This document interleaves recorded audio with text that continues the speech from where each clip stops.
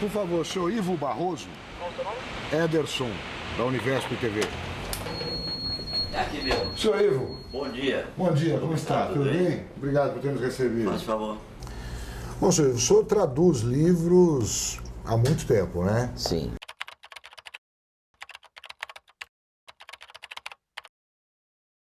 Qual que o senhor acha que foi seu trabalho mais difícil? O Corvo, no caso, é mais um ensaio. Eu fiz um ensaio em que eu analiso as várias traduções do Corvo em português.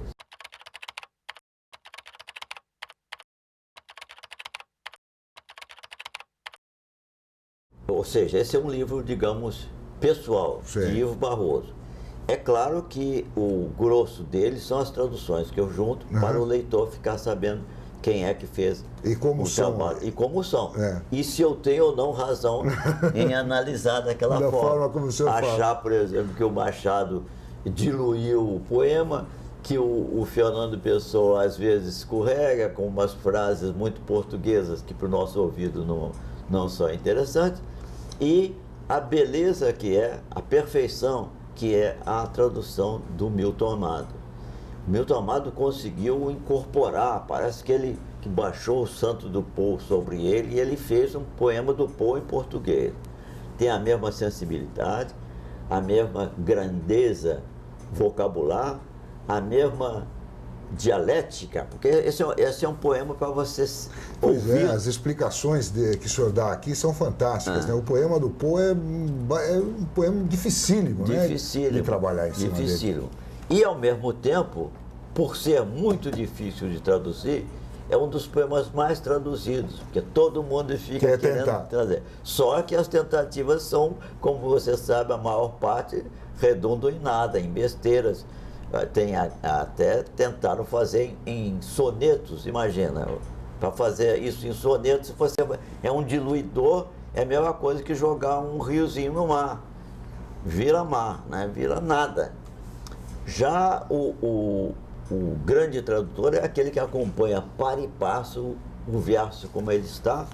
O senhor colocou aqui traduções, o senhor colocou uma explicação do Edgar Allan Poe, que ele próprio dá sobre como ele construiu esse poema. Que é altamente fajuta, porque se ele soubesse fazer outro poema igual o Corvo, ele teria feito, não é? Se ele tem uma fórmula para fazer ele dá uma fórmula aqui. Se ele tem, por que ele não fez outros poemas maravilhosos como o Corvo? O senhor acha que é fajuta essa explicação? Acho que ela é a posteriori, entende? Isso aí seria a maior resenha que alguém podia escrever sobre o poema, mas não uma explicação de como o poema surgiu. Assim, técnica, né? Ele dá uma receita técnica. Nenhum poema surge assim, dessa maneira que ele disse.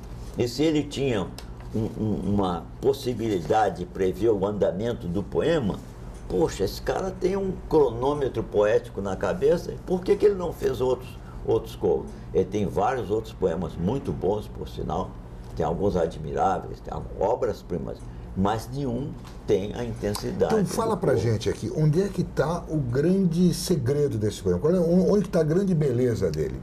A beleza está, primeiro, na linguagem hierática que ele conseguiu.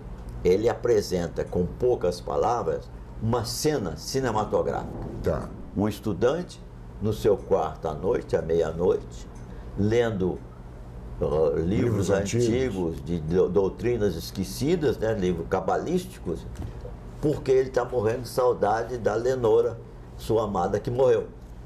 Então está feito um quadro aí, né? Está feito um quadro. Ele está lendo livros obscuros. Ele está procurando, através da magia ou de qualquer coisa, evocar aquela pessoa que ele sabe que morreu e que não volta.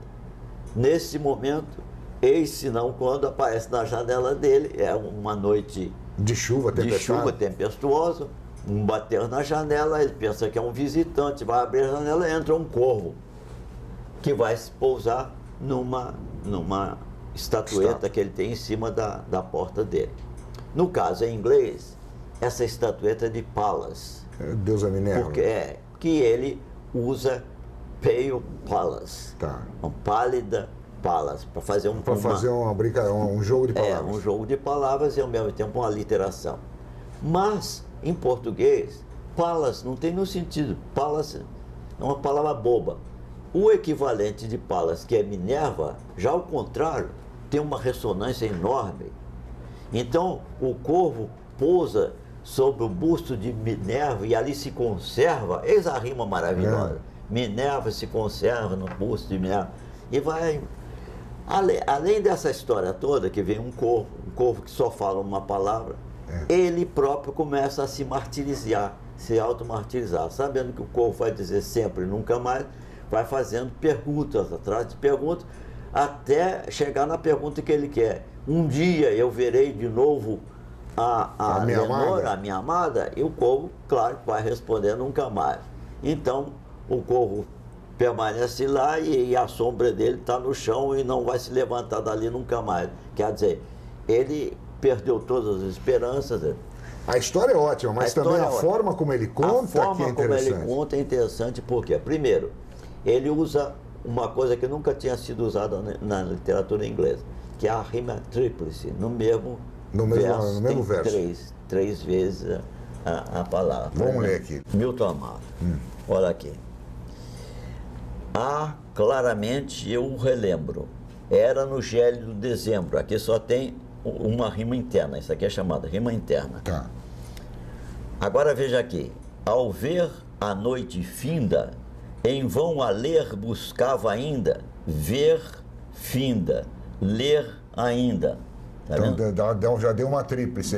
Ele conseguiu igualar o que faz o corvo. E tem mais. E ele vai fazer um jambemã, algum remédio amarga infinda, ainda, finda, ainda, infinda. Atroz saudade de Lenora, etc, etc. Olha, essa recorrência do som dá ao verso uma força espantosa. Porque ele vai crescendo e crescendo nisso. E, além de tudo, o Milton conseguiu efeitos admiráveis, como, por exemplo, a seda rubra da cortina arfava em lúgubre surdina, arrepiando-me e evocando ignotos medos sepulcrais. Tá, essa tradução que o senhor mais gosta? Essa é que eu mais gosto. Essa eu acho que é de perfeita. 43, é isso? 43, feita pelo Milton Amado. Milton Amado era um jornalista lá do interior de Minas, que nessa altura ele morava em Belo Horizonte, escrevia para o Diário de Belo Horizonte. Então, ele conseguiu o ideal de um tradutor, que é conseguir transladar a forma e o fundo do poema que ele está traduzindo. Qual é a grande dificuldade do trabalho do tradutor? Isso, você acha que está resumido aqui? O senhor tem outros livros traduzidos? Há tradução e tradução. Se você tem um romance policial, você traduz aquilo pelo conhecimento que você tem da língua. Tá. Você vê lá, Tonight I was looking at... Você põe, ontem à noite, hoje à noite eu estava olhando e tal.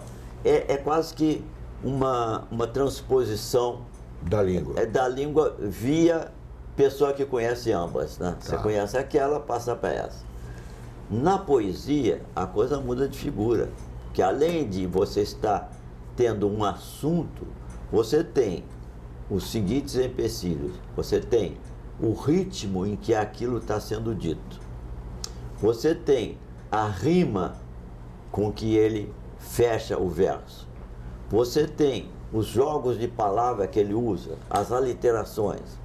Então isso tudo torna muito difícil uma tradução desse tipo aqui do Shakespeare, por exemplo, em que ele é um mestre exatamente nisso, de fazer jogos de palavras, brincadeiras, usar uma palavra com duas acepções linguísticas, o verbo e substantivo. E nem sempre as línguas têm esses recursos, né? E o pior de tudo é a desigualdade numeral das línguas. Em inglês é tudo monossílabo. Como a palavra ele diz, pale, é uma sílaba. Nós temos pálido, 3 sílabas. Né? Isso dificulta tremendamente qualquer transposição poética. Então, o tradutor o que faz? O tradutor tem que se acomodar, ele sabe que não vai conseguir tudo, mas ele tem a ambição de conseguir o máximo.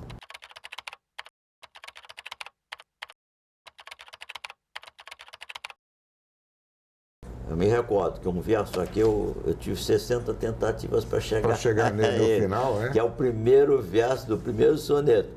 Porque tinham duas aliterações que eu queria de qualquer forma manter e não conseguia. Olha, from first creature with desire increase, first creature, aqui tem uma aliteração. With desire increase, outra.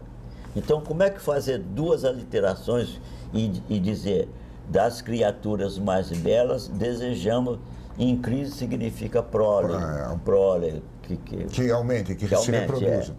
Então, eu acabei dos seres ímpares ansiamos prole, ímpares prole, ansiamos ímpares e ansi, tá vendo? O I aqui, o P aqui e o P aqui. Mas demorou 60 vezes? Porque às vezes dava muito boas, mas eu não conseguia uma rima. Na sequência? Dava uma palavra ali que não dava para rimar de jeito nenhum. Outras vezes eu conseguia uma bela solução, mas dava mais de 10 sílabas, porque além de tudo tem que dar 10 sílabas certinhas, 10 sílabas poéticas, métricas chamadas, né? Sei. Então, esse é o grande segredo. Esse é a grande dificuldade. O grande segredo é você se apaixonar pela obra que você está traduzindo. Passar a viver essa obra 24 horas, passar 30 anos para traduzir um livrinho desse, coisa assim desse tipo. Não lamentes por mim quando eu morrer, senão enquanto o surdo sino diz ao mundo vil que o deixo e vou viver em meio aos vermes que ainda são mais vis. Nem te recorde o verso comovido à mão que o escreveu, pois te amo tanto que antes achar em tua mente ouvido que ser lembrado e te causar o pranto. Peço-te que ao leres esta queixa, quando for minha carne consumida, não te refiras ao meu nome, e deixa que morra o teu amor com minha vida. Não veja o mundo e zombe desta dor por minha causa, quando morto eu for. Precisa ter coragem para pegar William Shakespeare e traduzir, não é só coragem, não. É preciso ter amor por isso, saber que isso aqui é importante e que você, se dedicar e tal, consegue coisas que são muito interessantes. Por exemplo, esse verso aqui, o soneto 24, verso A, ele diz em inglês: Mine eye has played the painter and has stilled thy beauty's form in table of my heart. Tradução literal: meus olhos brincaram de pintor e roubaram a tua forma bela para o registro do meu coração. Saiu em português: meus olhos, qual pintor, tua beleza retrataram no escrínio de meu peito. É outra coisa, né? Entende? É a mesma coisa em português, né? Só que com outras palavras.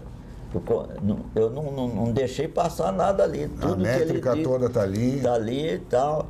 Tudo que ele está dizendo aqui, está dito aqui, ainda que de outra forma. Então, esse é o grande segredo da tradução. Que a tradução retrate exatamente o que está no original, da forma como foi escrito. E não que você faça uma versão disso, como o Machado de Assis fez no caso do Corvo, né? Ficou bem, vamos dizer, singelo, uma coisa... Um negócio de recitativo de mocinhas, como eu digo isso aí. Uma coisa bem singela. É recitativo de mocinhas. Isso já está na terceira edição desse livro. E o senhor foi ao longo do tempo acrescentando coisas. Aqui já entrou o Didier Lamaison, aqui já entrou uma biografia do Poe, entrou também a filosofia da composição, que é a tal explicação que ele dá sobre o poema, e outras traduções. E outras traduções. E a promessa de que se houver uma outra edição, eu vou botar uma italiana, uma italiana, uma alemã, que é extraordinária, e uma russa. Eu não sei nada de russo. Dizem que a russa é perfeita. E a sonoridade, eu quero que alguém leia para mim, para ouvir russo, porque eu não, além de não conhecer o russo, eu não serei capaz de ler. Mas a alemã, que eu conheço alguma coisa, eu vi que é perfeita. As aliterações que o cara consegue são geniais. Muito bem. Parabéns pelos livros, então, professor Ivo Barroso. Muito obrigado, hein? De nada.